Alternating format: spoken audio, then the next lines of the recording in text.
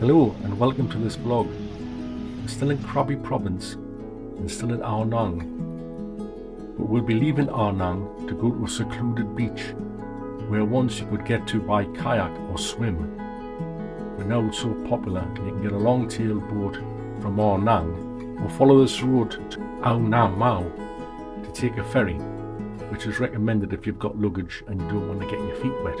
And there's plenty to do in many resorts, hotels and guest houses, bars and cafes.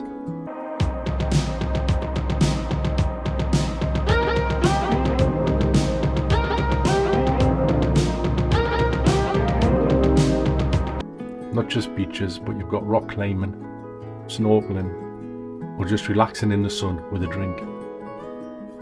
Where Phra Nang Beach ends and the tree-covered hill drops into the sea, there's a path there that you can take. It's called the Monkey Trail. And yes, there are monkeys, and it's the pirate monkeys and macaques. And it's good to see them swimming. They swim like otters. But you should always be careful. Don't go with food or drink in your hands. Try not to have anything in your hands. Have everything in a bag. And if they're paying attention to you, if you've got food or drink, just put it on the ground, let them fight over it. It's always best to be safe because rabies shots are quite painful. And the trail leads you to Phra Nang Beach, secluded, well, it is back to a hotel. So if you want to buy a drink or eat at the hotel, then you can just walk out the front of the hotel and you're on the main road. So this is the southernmost part of Phra Nang Beach. 8:30, everything's just waking up. It's about a 4-kilometre stretch of beach. And you get stopped again. And you got Railay beaches east and west and Tonsai beach behind this rock here. But the only way to get to it, and it's a public beach, is through the Monkey Trail or by kayak. And the next beach south is Tonsai beach and then Railay Beach. But you can't walk there, again you've got to go by the sea. So this is where you get the long-tail boat from, to go from Phra Nang Beach to Railay Beach. And it's just next to the big rock that separates the two beaches. The road will go up and around. The road again veers left, but this time for a good few kilometres, and it brings you on the opposite side of the coast. And from there are proper ferries and piers to take you onto Railay Beach. But Phra Nang is the quickest. It's 5 minutes a long-tail boat if you don't mind getting your feet wet. The beaches further south are good for snorkeling, and if the sea's calm and it's low tide, it is possible to swim around these small headlands to get right through to Railay Beach from Tonsai Beach onto Phra Nang Beach. But there is talk on the internet that you can go there with your luggage at low tide, and we found that's possible from the other side, but you've got a bit of rock climbing to do and a bit of hiking up and down the hills. In low tide you can't walk dry land to Railay Beach, so it's best getting a taxi boat. As you can see, West Railay Beach is aesthetically pleasing. The long tail drops you off in the centre of the beach as they constantly travel back and forth, moving hundreds of tourists. As you can see the location on the map, the centre of the beach, at the top there is one path. This is actually called Walking Street. And a half-kilometre hike down there will take you to the opposite side of the point in East Railay Beach. Now we'll be showing you how to get around to the other parts. So let's take a look at the beach and do a bit of snorkeling. This is Railay Beach. Diamond Cave up there, the lagoon in the middle of there. Trek over the top. All the longtails. I wasn't expecting the longtails to be on this side, I thought it would just be on one side only. And the beach over there, the distance is Tonsai Beach. Now you can walk around at low tide, around the mass here, or climb over as the tide comes in.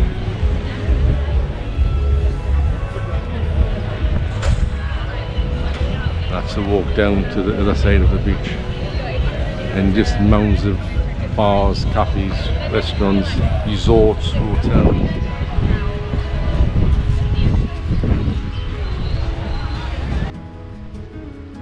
Never noticed seagulls in Thailand, but you do get egrets either white or this dark blue. These are regarded as a missing link to flying dinosaurs, and in fact Spielberg's movie, the flight pattern was used from an England.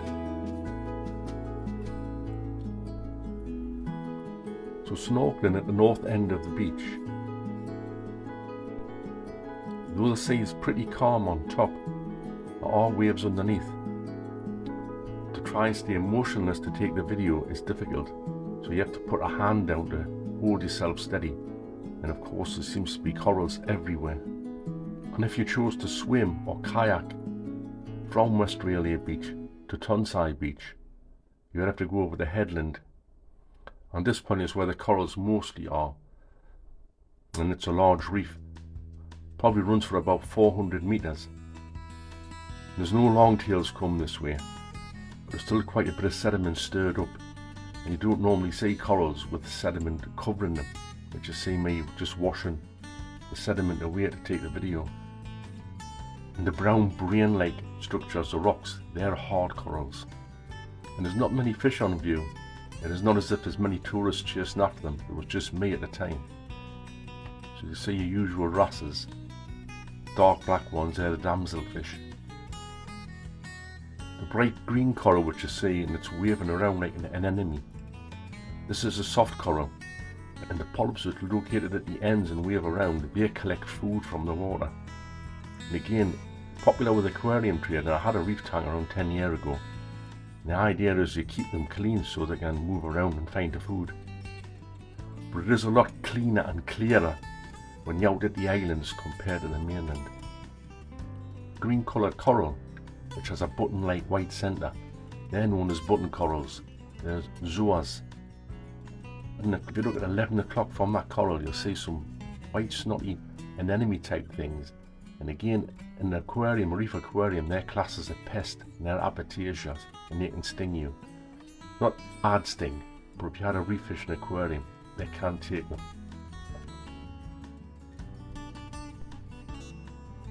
But just off the reef on the sandy bottom, you do see barracuda, and they're ranging from 10 centimetres up to 30 centimetres. I could see when I popped my head up that there were a number of tourists going across the headland.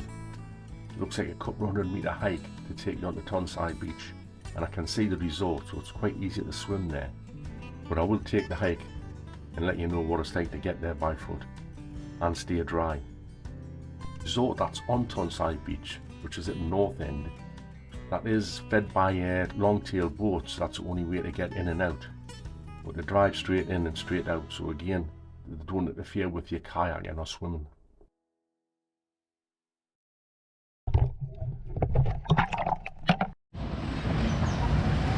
This is Railay Beach, getting the 9 o'clock long tail over, and they do start at 8 o'clock, but we've got talking to the staff at the digs. But much less uninhabited. Okay, so voiceover time, as internal microphone is picking up the wind and the noise of the long tail boats. So I'll follow my winch pretty much word for word. So there's a lot of nice white sand blown up on the top end of the beach, under the shade of the trees, and looks very inviting. And sitting on the sand is like sitting on a rug. But no time at all you'll find 100 ants crawling all over you. They're coming from the fauna and from the fences along the top of the beach. And there seems to be a good few colonies. That's why you see me scratching. Taken to the water from the beach, the best position is taken up by the long-tail boats, because they're obviously parking on the soft sand. So we have to enter either side where the rocks are. Although at high tide, it is a soft sand entrance. The constant noise from the boat engines and the hundreds of tourists coming and going makes it the most noisiest beach here.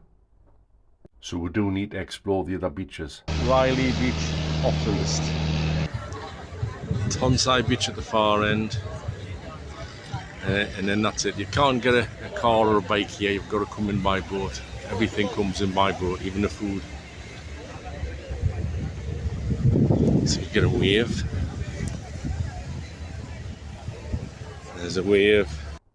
Taking a look at the map, the star indicates where I was snorkeling, just off the point, and the red line is going to be from West Railay Beach to Tonsai Beach. So this is a tree-covered hill backed by a cliff face mountain, and it's accessible at low to half tide, so you've got about 5 hours where you can just scramble up and you'll stay dry.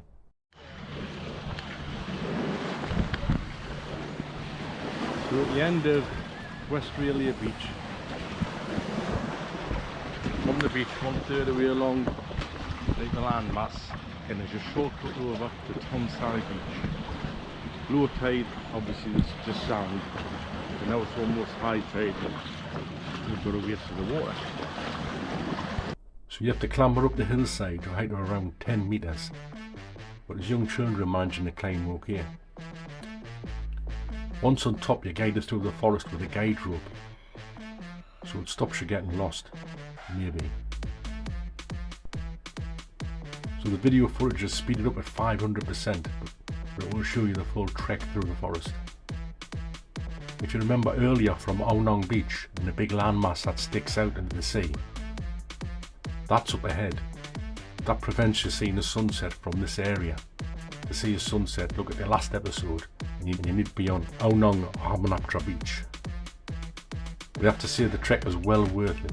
This is the nicest beach in the area.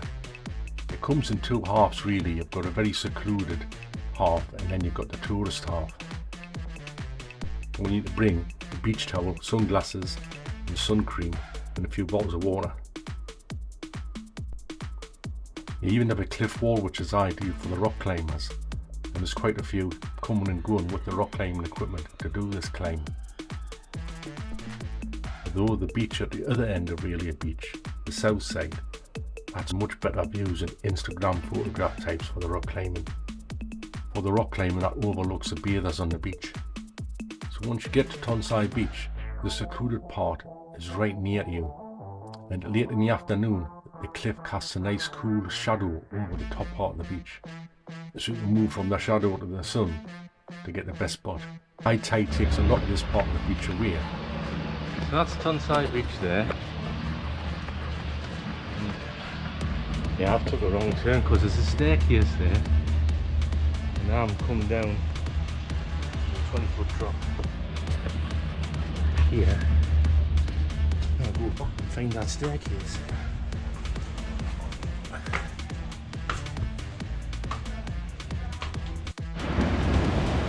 This is Tonsai Beach. That's the last part of the climb, steep staircase, hang on to the rope. You can see it's almost high tide. Not much of the beach left, but it looks very nice. So then you can just move over to the tourist side where the resorts are, and that's a much wider beach there. You'll see the menus out near the beachfront, so you can just go in for a meal. If you've got your ticket from the longtail boat, there'll be a phone number on there if you need to contact the longtail boat, or you just go to one of the Tonsai resorts and book a one from there. So Nam Moi Pier 1,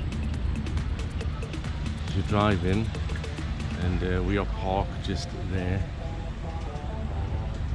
I go down 1 minute walk, taxi route. So this is the Southern Ferry. It's a larger boat, maybe you get 20 people on, and you're getting on from a pier and you're getting off at the pier. So if you've got luggage and you're staying at a resort, you've got young children or you're a bit older, then this is the way to get to Railay Beach. We had penciled in a resort on a one-night stay at Krabi, which is 3 minutes from the pier, with a view of leaving the car at the hotel and then getting a night's digs at Railay Beach. However, there is a car park facility at the ferry. The only thing is it closes at dark, and I don't think there's security on the car park. So it would just be too much of a worry to leave most of your belongings in the car and the car in an unprotected car park. I'm not saying that it's bad in Thailand, I've never had any problem. I've often left when I've had a bike, I've often left the keys in the bike and camera gear and things on the back of the bike. It's never been a problem. But this time, there's a lot of foreigners here and overstaying the visa, and they don't have a lot of money. So you've got to be that bit careful. Walking along the promenade from the ferry, the trees growing out of the beach, or going to a troop of monkeys. These are the very cute dusky leaf monkeys. And everyone seems to like them with the white panda eyes. And they're not as interactive as the macaque monkeys. But you can't entice these down with a hamburger or a mobile phone. And the main diet is the leaves, and this is why they're in the tree. But there's a lot of botanical leaf growers in the area now. Maybe if the leaf monkey's got a hold of some of them leaves, it'll be a bit more social. And the jungle resort, which were penciled in the area, they're set to have a troop of these monkeys in their garden. East Railay has proven to be just as noisy with the engines of the boats and the wind. And the internal microphone is struggling. And my fluffy mouse microphone I had left at home. What we were on had fresh fruit and vegetables on as well. And that's them going there. So all the provisions are brought in by the boats. There's a bit of a headland here. And it looks like a decent beach just further up. But they say this area is a mangrove. And what we're on at the moment is a landing craft. Rusting away. The middle is solid. There you go. Guest houses along on the right hand side of the pier will cost you between £20 and £30 per night. While the ones in front of the pier, travelling left, will be 100 or 150. The ferry supplying the businesses come into this beach as well, and they just anchor off short of the blue pier, which you can see, and tractors go out to meet them to transfer the goods over. There looks to be 4 tractors on the beach, constantly busy. Here's the resorts, which just look up at the mountains and the hills, and of course you've got all your suitcases up to them. So here's a tip to get onto Walking Street, which is behind the Avatar Resort on this block on the right. So you come off the pier and keep on that street till you get round that block, turn right, and then the first left, and you're onto Walking Street. We decided to stay where we are and just travelling as a day tripper. And you haven't got to haul your luggage, because I haven't seen a tuk-tuk at the landing bay at all, so you've got to wheel your suitcases through this ground.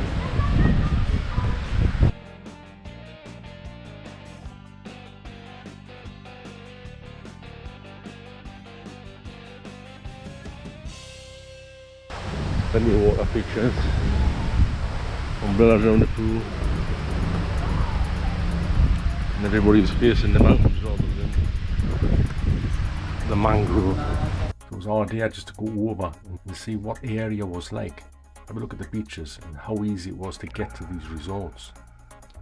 They do have map boards and signposts. We found most of them were scratched off, defaced, and had labels and advertising stickers over them. And we stopped and had a sit and watched the world go by. And we could see families coming off this ferry boat with luggage, reeling along. And then we'll pass you again 5 minutes later, so obviously they were struggling to find their resorts.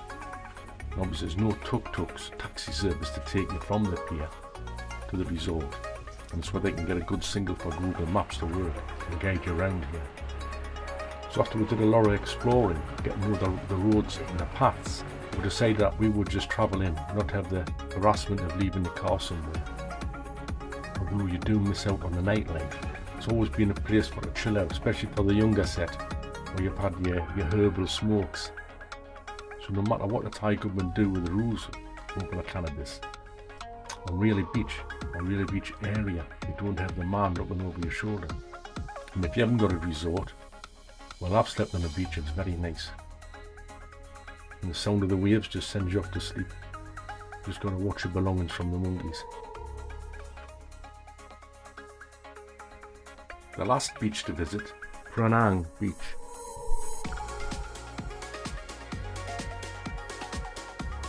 Probably the most iconic, because there's a great deal of selfie shots and Instagram shots from this beach, mainly due to the rock climbing. To get there you can go by kayak or longtail boat, or you can walk. From the pier at East Railay Beach, just continue along the promenade until our last street turn, street stroke path.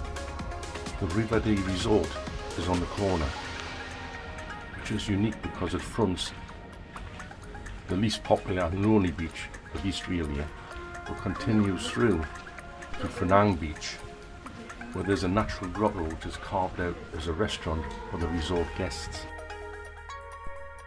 And I dare you to stay here. At the path entrance, directly above, is a viewpoint, and it's a viewpoint that doesn't have stairs. As you walk along the path, you can see the Railay stalactites, all on the left side, hanging from the cliff. You can walk alongside them, but the path will take you underneath them as well. You'll see the dusky leaf monkeys and lizards.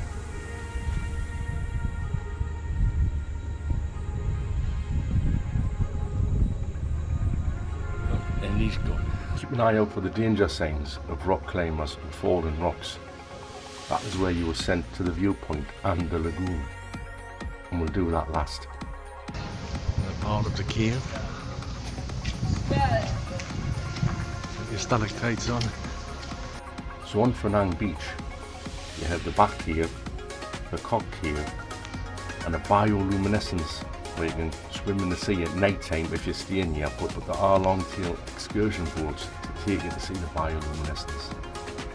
Just off the path that you need to walk through to get on to what I think is going to be the nicest beach around near, and also the climb to the viewpoint in the Blue Lagoon.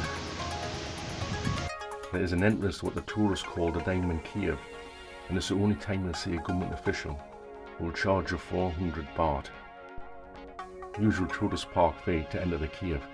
But as we'd already seen 3 highly recommended caves in Phang Nga, we decided to give it a miss. This is the Phra Nang Cave proper. There's a guy that will take money off you, but you go and have a look in there. Practicing your rock climbing skills. Oh, it's cool. He's been walking along there for a few minutes, he has. In this path, there's a European guy who's got a rock climbing cafe where you can sit, have a coffee and watch the rock climbers. There are a few other shops in the area. To give you an idea, this guy charges you £60 per day to hire the rock climbing equipment to go and ascend the caves, which are high up and overlook the beach. These are professional guides. They're probably some of the oldest people that were doing the climb, mainly the young people that's doing the climbs. On the south end of the beach is famous for its bioluminescence, Phra Nang Beach. So this is the mountain.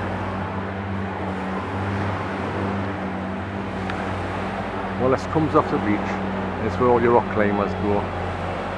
We went to the other side of the hill thinking it was a climb up to the viewpoint, and would have like given it a heart attack, and it with a rope to dangle off the end of here, come down the rock face. See a rope there tied up.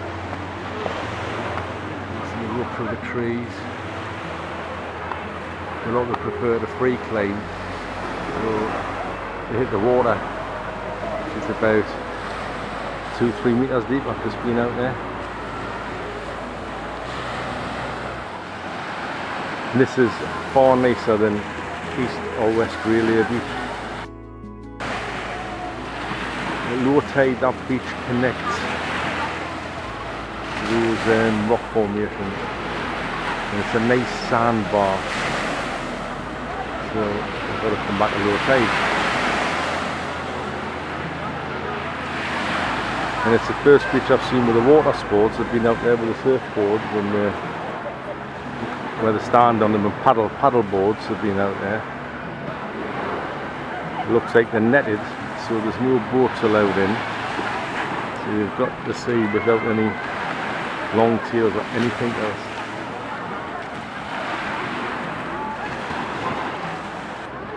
And in there, that's the cave of the prehistoric dildos. Not battery or plug-ins, but hand cranked.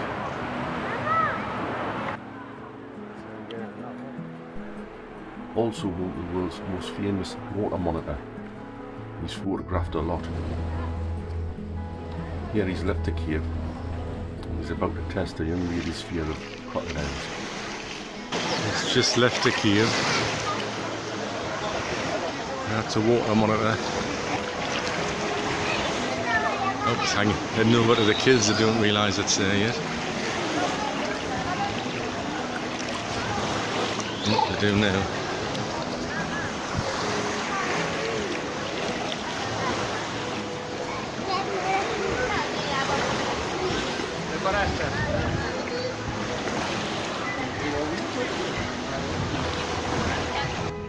This is a grotto restaurant for guests only of the resort that runs through from East Railay Beach. If you're a night owl and you're coming to Railay, really consider staying over at a resort or a guest house to get that full feel. If you're coming as a day tripper, make sure you're coming here at low tide. Do hire out a kayak. Kayak from West Railay to East Railay Beach, and you'll take in some secluded beaches and shallow coral reefs. There's a lot of resorts with private property, you see them, and you're only looking for one or two narrow paths like that one there to get off the beach. So time to come here is low tide. It's 2 hours from high tide. Low tide, there's a sandbar there. It's an absolute Instagram spot. The low tide, this is the beach to come to because you can see the beach is disappearing.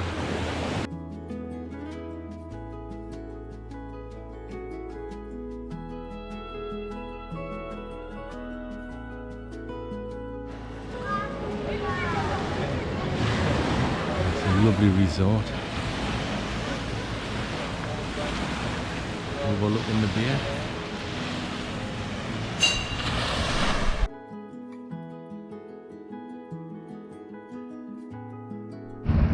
Phra Nang Beach. So this is the top beach till you get to the peninsula end of Railay Beach. West Railay Beach, next one down, and then Tonsai. This one's really good beach. Nice sand, but we're going to lose it at high tide, so come here at low tide early in the morning. There's only one exit off the beach, which is over here. So you've got to get back to there. Because the rest are private resorts. And it's a good photo shoot this when it's low tide, because you can walk across the sandbar, see that side, see this side. And there's a few barracuda and small sharks that swim around as well. Can't get near them. So this phallic cave is opposite the rock formation in the sea that looks like meat and two veg. So the cave on Phra Nang Beach, which draws a lot of attention, is known as the Princess Cave. Though I don't think we'll ever see Princess Kate coming along to see this cave. The big black one looks like it's prematurely exploded. It's about 6 foot long and a bit like a phallic symbol. And all these dildos are gathered together like a sign of fertility. And the women that want children, they must come and donate to one. Like, there's a woman just came over and she donated this. Wow, that's sticky and moist. She's never washed it.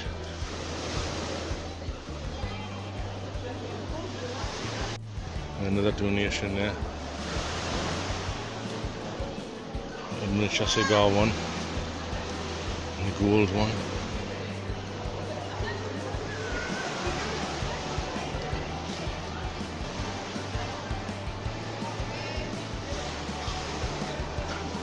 Let's have some vivid imaginations. Making these ones. This one has all little miniature ones. Dead space. It's like something you would see flying over Ukraine.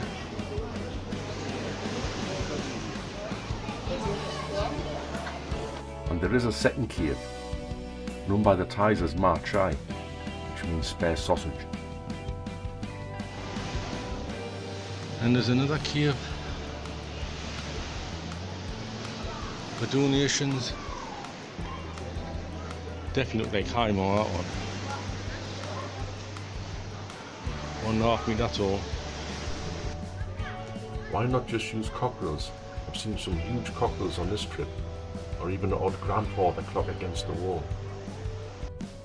You make it sound very easy. Well, that just leaves the ascent to the viewpoint and a drop down to the centre for a refreshing swim in the seawater lagoon.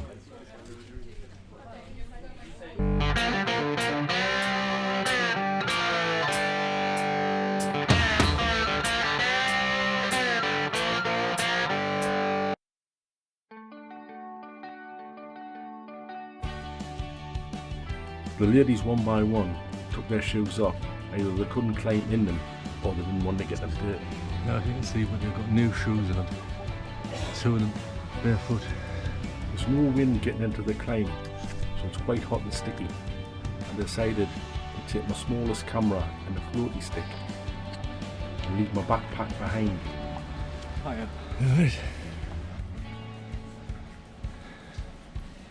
Yes, and also my water was in there. But I'll get a swim when I'm up there. It's mountain goat time. 150 metres to the top. You don't normally see people walking around on the beach where in Thailand it's frowned upon. As it is a beach on all sides, it is the norm here.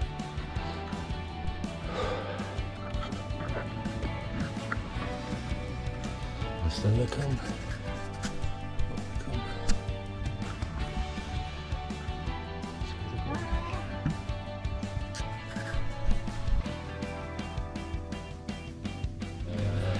¿Cuántos días se quedan ahí? Lo que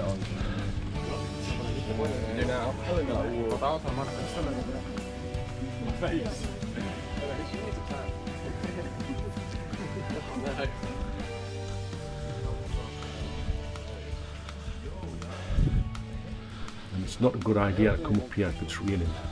At least give it 2 days for the dry before you make the ascent.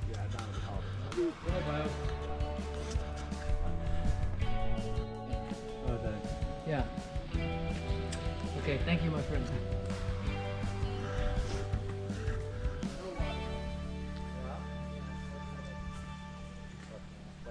As you can see, the roots of the trees just snake along the ground in the cliff face, and you're relying on them to climb up, and then you've got to watch it all trip over them. It's like another climbing point up, but I wasn't aware of it. Was this for a bit of hardwood? Came down on the track. I could see the path. But I feeling if I could see stairs or even a cable car. I've speeded up the walk on top and then slowed back down for the T-junction where the guide ropes. There's no signposts, but turn right for the lagoon or left from Viewpoint. The descent to the lagoon is down a chimney in the rock face between roots of branches of trees and a rope. Around 50 metre descent. And as a young Russian lad struggled with his backpack, it seemed that I would struggle with my front pack. Well, after viewing the images on the phone, the lagoon looked like an HGV lorry park, like mud and oil covered. Just a couple of centimetres of green sludgy water. And they were as surprised as me because they were expecting with being high tide to be full of seawater. The image here of the lagoon which I've borrowed was taken in October, the rainy season, so it's filled with rainwater. Well, it's going to be the viewpoint, can it? A hole? Yeah. It's very tiny. I don't know if you're comfortable. It's really tiny. On the ceiling? With the backpack, I've left my backpack down there. I just took my backpack off. Comes though. Squeeze. Yeah. I'll give that a miss. I'll get some good photos off off Google. Well, let's backtrack along the path, take a right turn to the viewpoint, and hope that that doesn't disappoint.